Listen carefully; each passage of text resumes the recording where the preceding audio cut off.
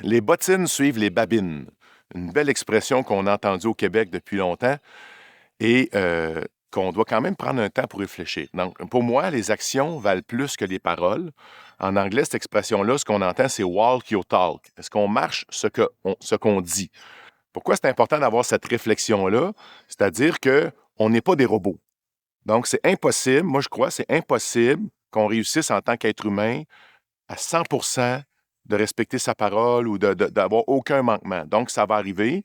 Il y a des fois, des moments même où on a une bonne intention, on est de bonne foi pour le faire, mais on n'y arrive tout simplement pas. Le truc que je veux partager avec vous aujourd'hui, c'est de dire, si vous vous rendez compte que vous ne réussirez pas à livrer la marchandise, ben, je vous invite à être proactif puis à le dénoncer à l'autre partie, à l'autre personne avec qui vous travaillez. Si tu avais dit, je vais te rendre un texte demain matin à la première heure, puis tu n'as pas eu le temps, tu n'as pas réussi ou tu n'as pas pris le temps, si tu le dénonces, l'autre personne va pouvoir s'ajuster rapidement. Ça reste un travail d'équipe. Ça fait en sorte que les deux personnes vont trouver la solution ensemble. Ce qui arrive, c'est pas ça qui arrive en général. Des fois, les gens sont mal à l'aise, ils n'osent pas le dire, veulent pas déranger. Il y a l'ego qui est là aussi, qui nous bloque, qui nous empêche de le faire.